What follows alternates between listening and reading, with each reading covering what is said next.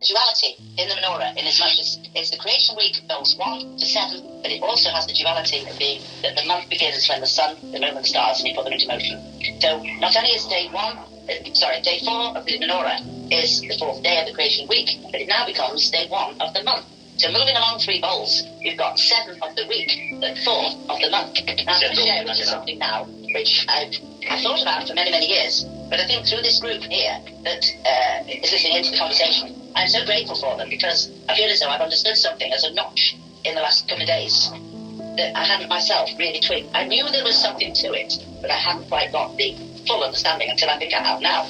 Right, we know that the 20th of March represents the spring equinox.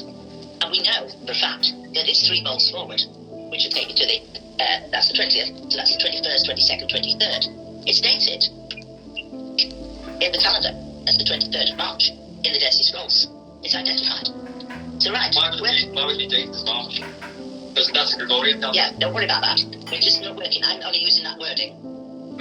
Yes, to give some understanding. Although it's not March, it's obviously not. No. But now, if you work the other way around, you work backwards this way, you've got the day before the equinox, will be day 3 of creation week. Then you've got day 2 of creation week, and you've got day 1 of creation week. But bearing in mind that is 1, 2, 3, 4 forwards there, go backwards 4, and you go backwards, and here you get to, this is where, I don't know whether it's Jeremy or what, but in the temple that stood, there were 2 pillars. And timing is everything in his calendar, timing. And this morning, somebody sent me, who's a friend of mine, sent me a video to watch. So at Mary's house this morning, we watched this video. It was a cracker. But what I wasn't anticipating is one of the shots on the video showed these 2 pillars that stand or stood, yes, outside the temple. And one is called Yakin, and one is called Boaz. And they were in front of the temple, there, either side. So in the middle, between the 2 pillars, is a space. Correct. Now I should have put that there, because that represents the equinox there. That's the equinox. But we open the page of Genesis up, and at the very first verse of Genesis, it speaks about he hovered over the waters. Yeah. And there was a void.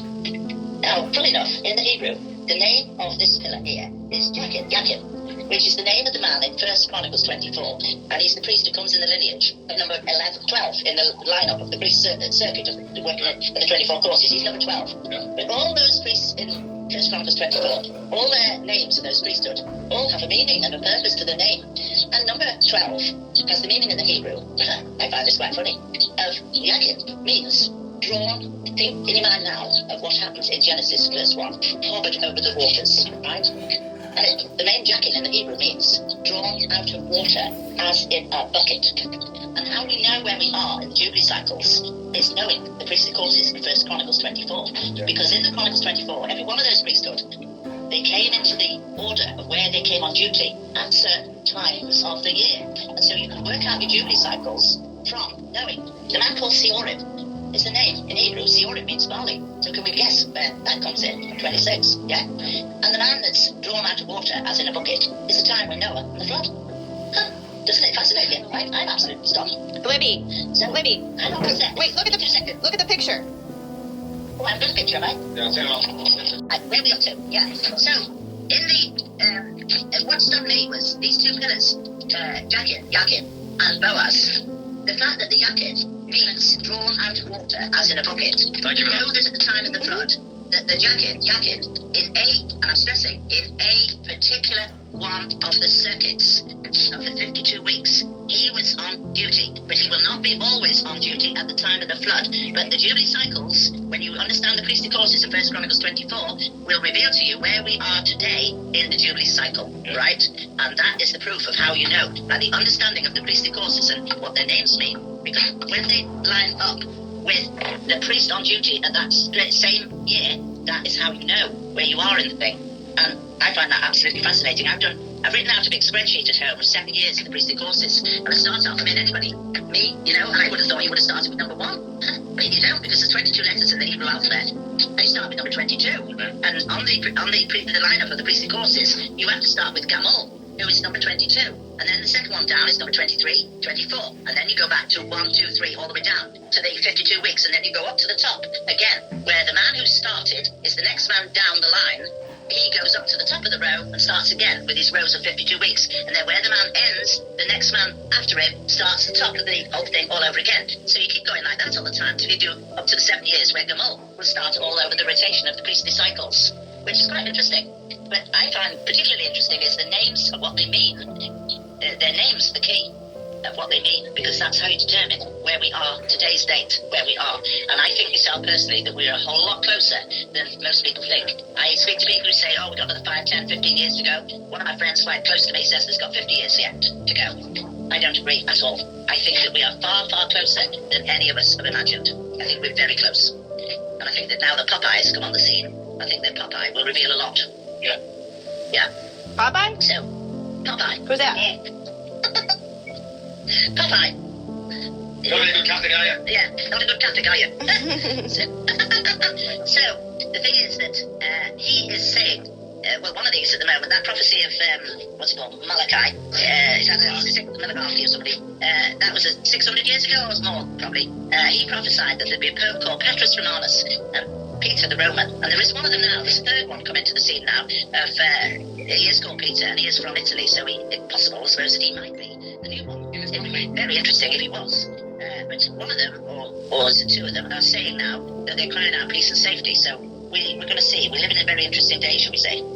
But going back to these two pillars, the Yakin, and the Boaz, I think that was very interesting, because I think that the void is the first pillar.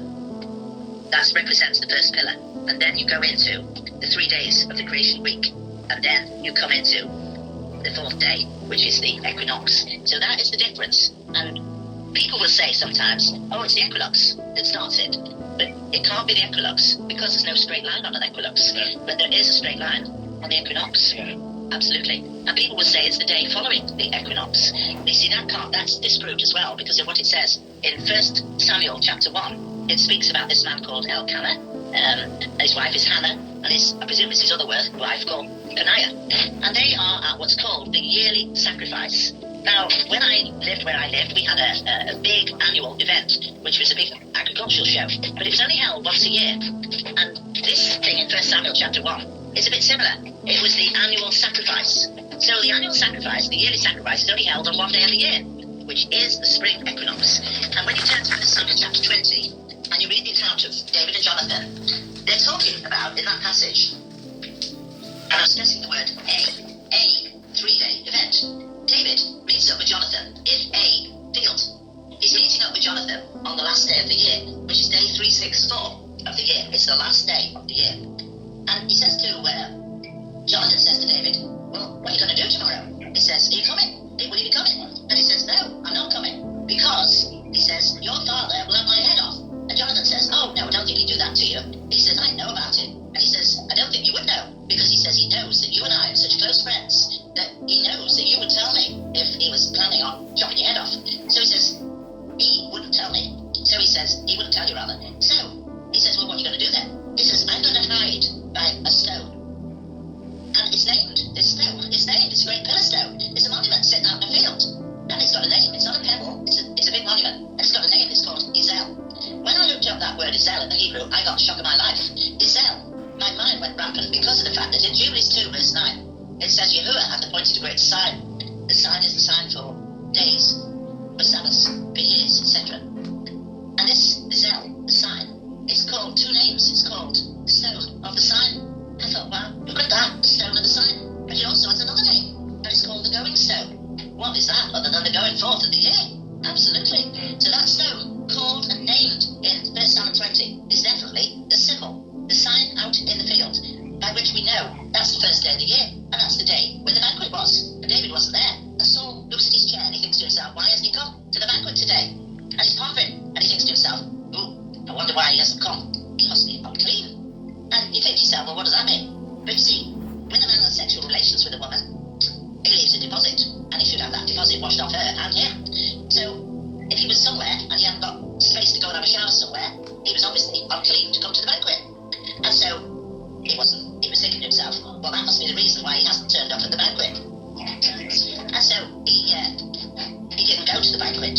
So, anyway, it talks about the fact that Jonathan on the last day of the year had said, well, how are we going to meet up again? And he says, on the third day, which was day 1 in the field, last day of the year, the next day is the equinox day, and the following day